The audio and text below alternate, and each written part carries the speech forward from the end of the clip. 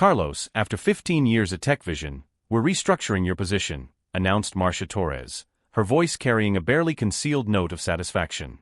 She was sitting opposite me in the small conference room, flanked by Denise from HR, both displaying carefully rehearsed expressions of corporate bemusement. "The company is moving in a new direction," Denise added, sliding a manila folder across the table. "Your contributions have been valuable, but we're consolidating the research division under the product development team." I nodded thoughtfully, accepting the folder without opening it. Inside was the standard severance package: 2 weeks for every year of service, health coverage for 3 months, and a list of career counseling resources I would never use. "I completely understand," I replied in a firm voice. "These decisions are never easy." Relief shone on their faces. They clearly expected tears, protests, or anger. After all, I was a 55-year-old man being pushed out of the tech industry, where youth was valued above experience. What they didn't know was that I had been anticipating this moment for weeks, ever since an erroneously redirected email had appeared in my inbox last month. "We'd like you to clear your desk by Friday," Marcia continued, gaining confidence from my apparent acceptance. "We'll need your access card, laptop, and company phone before you leave. Your team will be notified this afternoon." My team. 6 brilliant engineers I had personally recruited and mentored over the years. The same team that had helped me develop the distributed processing algorithm that now powered TechVision's flagship product, DataSphere accounting software, used by more than 40% of Fortune 500 companies. "Sure," I said, standing up. "Is there anything else?" They exchanged glances, clearly disconcerted by my composure. Marcia recovered first. "That's all for now.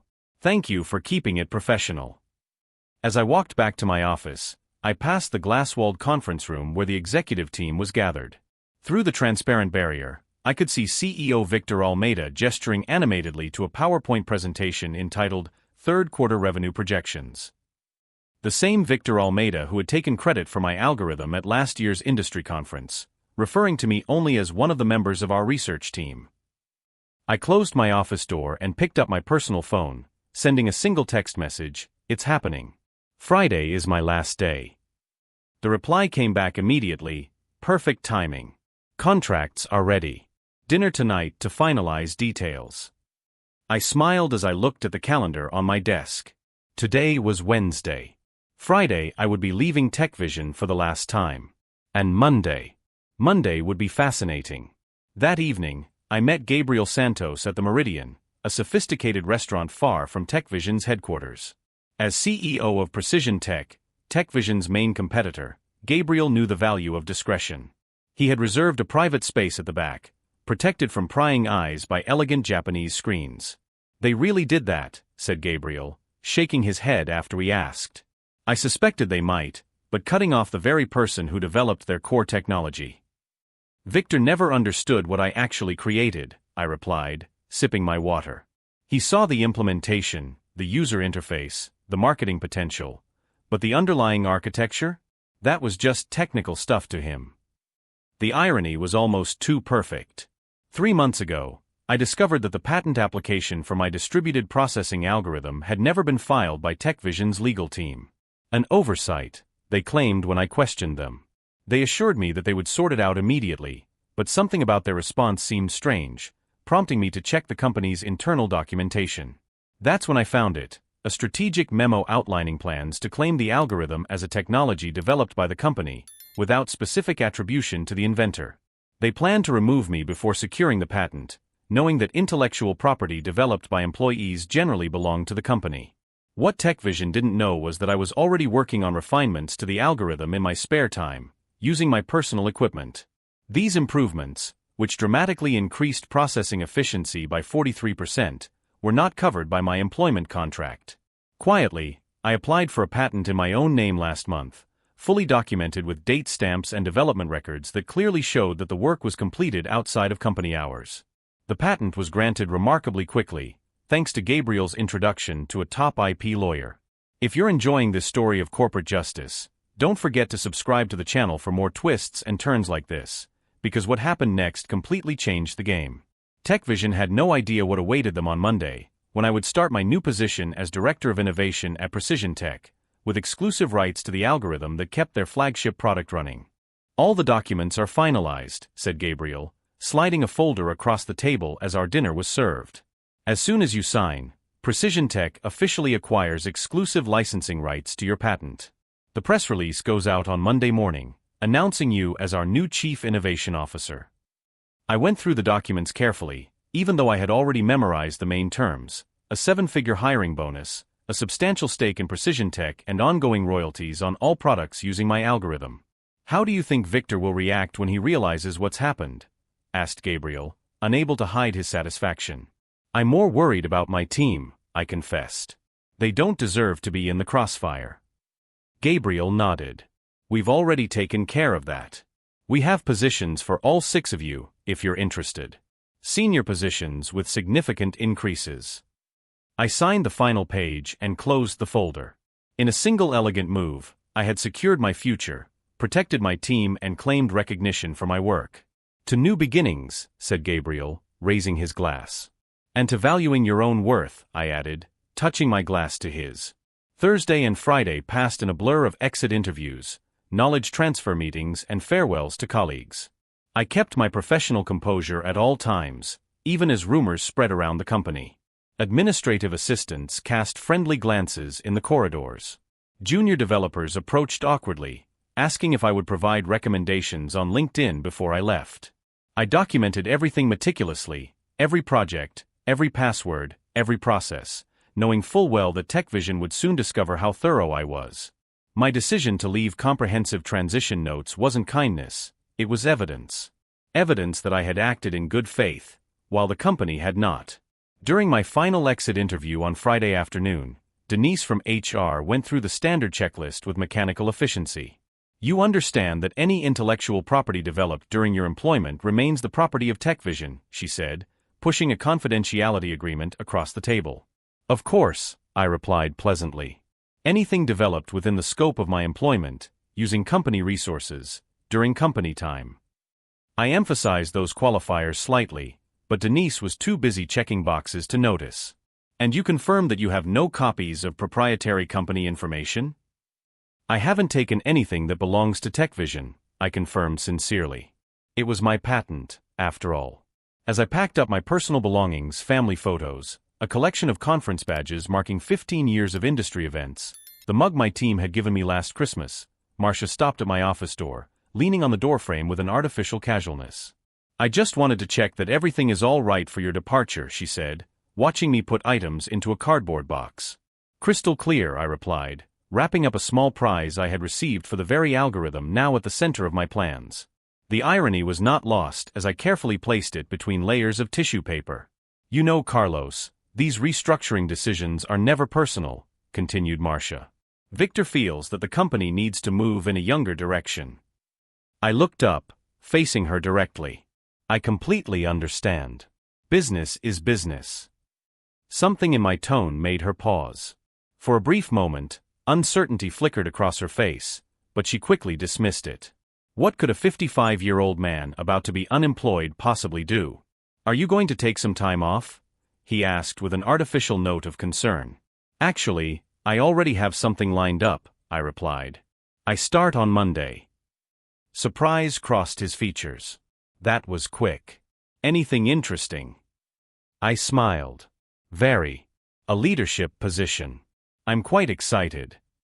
She nodded distractedly, already mentally moving on to other matters. Well, good luck with that. As I left TechVision's glass headquarters for the last time, access card in hand and personal belongings in hand, I took a moment to look at the building where I had spent 15 years of my career. Upstairs, I could see the executive conference room lit up for an evening meeting, probably discussing how to redistribute my responsibilities among younger, less experienced and significantly cheaper employees. Little did they know that in less than 72 hours, that same room would be hosting an emergency crisis meeting. Monday dawned bright and clear.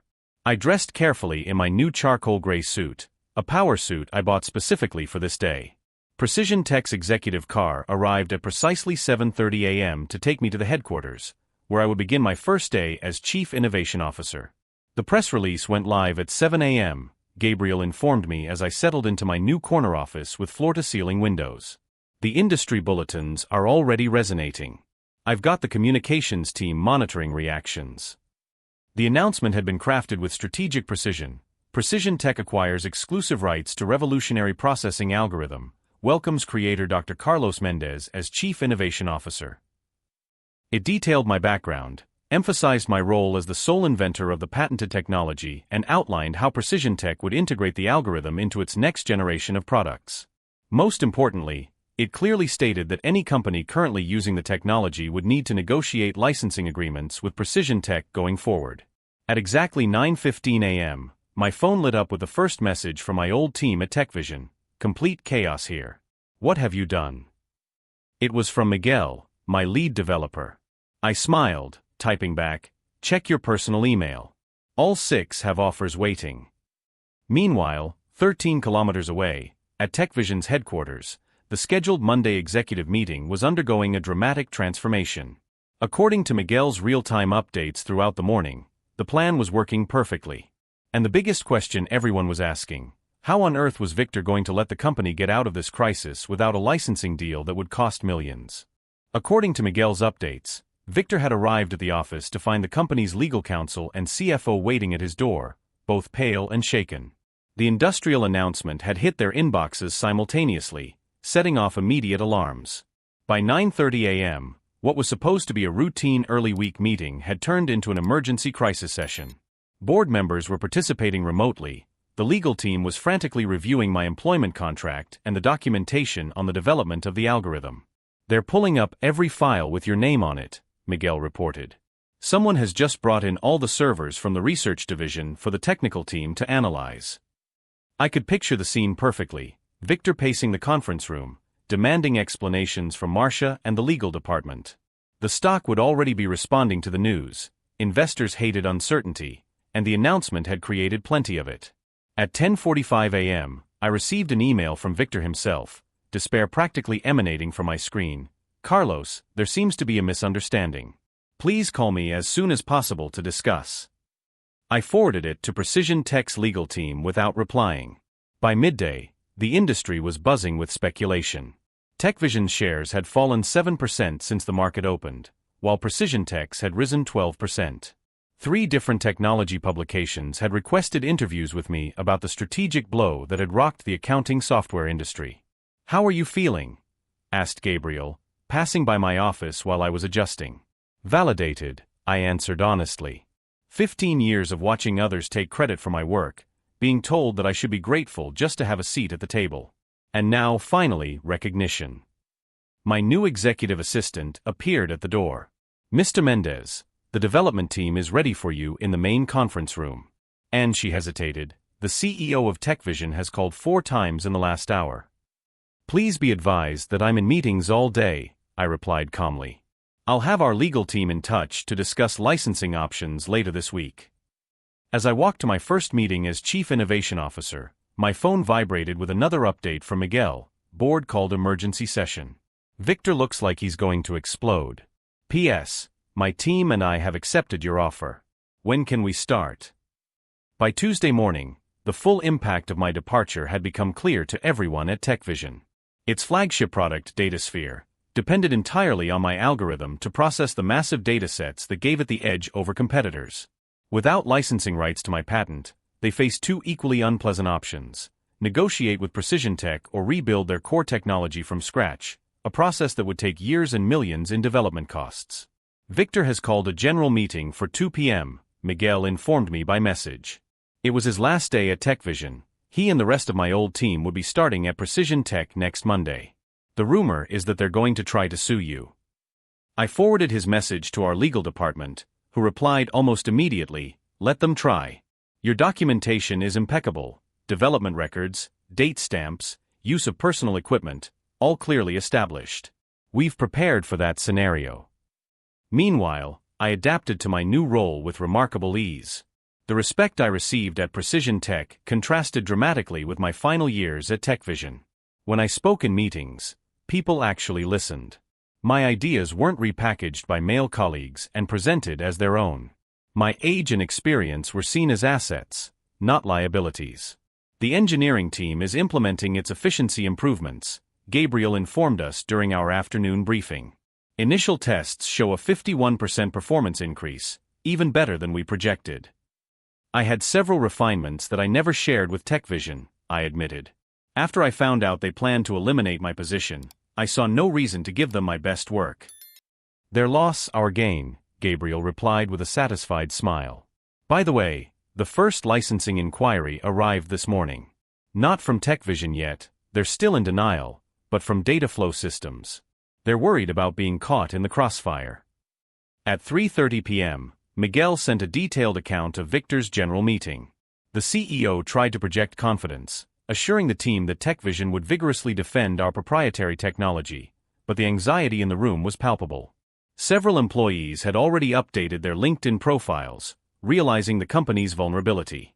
Marcia looked like she was going to faint when someone asked directly if they had failed to secure the patent, Miguel reported.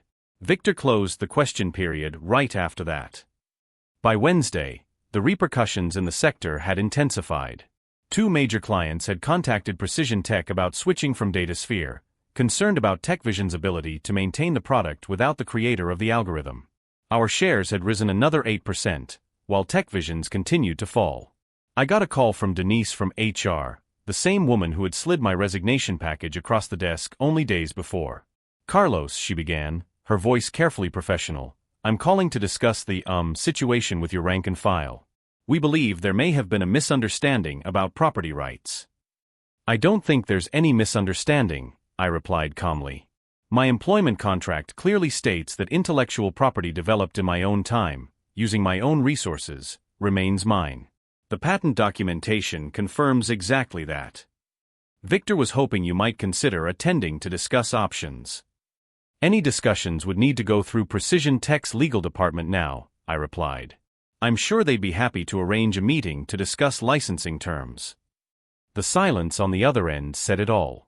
Finally, Denise sighed, I'll report back. That afternoon, I led my first formal presentation to Precision Tech's board of directors, outlining our technology roadmap with my algorithm at the center. As I stood confidently at the head of the table, not hidden in the background as I had been at TechVision, I caught Gabriel's nod of approval. My plan was working perfectly, and the corporate world would finally understand the value of innovation and innovators. On Friday, just a week after I left, TechVision went into total crisis. Its shares plummeted 23%, triggering panic among investors. Analysts published articles with headlines such as "Can TechVision survive the algorithm crisis?" and "How a strategic mistake destroyed a tech giant." Victor finally recognized the seriousness of the situation. TechVision would need to license my algorithm at exorbitant rates or rebuild DataSphere from scratch, an impossible task in the 6 months he had promised shareholders. They started interviewing for a new team, Miguel reported. Nobody believes in the timetable, especially after the simultaneous departure of their entire team. The loss of knowledge is devastating. TechVision's lawyers finally contacted Precision Tech. Our response was strategically painful: triple licensing fees and public recognition of my role as inventor of the technology. They'll complain more about the recognition than the cost, predicted Gabriel. Victor's ego will never admit that he drove away the creator of their core technology. 10 days after my dismissal, I was leading my first meeting with my new innovation team. The energy was electrifying as we planned the next evolution of the algorithm. This is how development meetings should be, commented Anita. At TechVision, we spent half the time explaining basic concepts to executives who weren't even listening. As we closed, my assistant appeared. Mr. Mendez, urgent news. The TechVision board has announced an emergency change.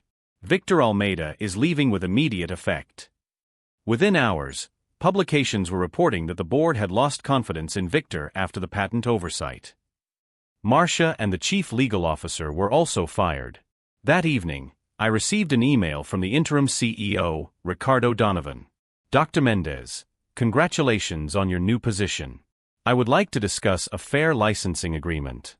We are prepared to recognize your contributions publicly and make up for the mistakes of the previous management. I forwarded to Gabriel, Phase 1 complete. His response, beautifully executed. Looks like they're finally learning an expensive lesson about valuing innovation and innovators. 3 months later, I gave the keynote speech at the National Conference on Technological Innovation. The audience was full of industry leaders and developers who knew my story. Today I want to talk about innovation, ownership, and the importance of valuing intellectual contributions, regardless of where they come from, I declared to the attentive audience. A year after being fired, sitting in my spacious office, I reviewed the quarterly report.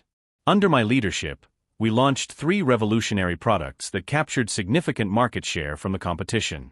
Gabriel came in with champagne. The board asked me to share the news personally. Precision Tech has officially overtaken TechVision in market value for the first time in history. I smiled with quiet satisfaction. That's what happens when you value innovation properly. As I gazed out of the window at the horizon, I reflected on my journey. At 56, I had finally found what had eluded me for my entire career, not just success, but recognition. My name was now permanently linked to the algorithm that revolutionized an industry. It was never about revenge. It was about justice. About showing the corporate world that innovation isn't anonymous. It comes from real people who deserve real credit. For proper recognition, I said, raising my glass. And for the next chapter, Gabriel agreed. I reflected that sometimes in life you need to value yourself first so that others will follow suit. If you liked this story of corporate justice and want more content on how to turn challenges into opportunities, don't forget to subscribe to the channel. After all, the best response to underestimation is never anger, it's unwavering success.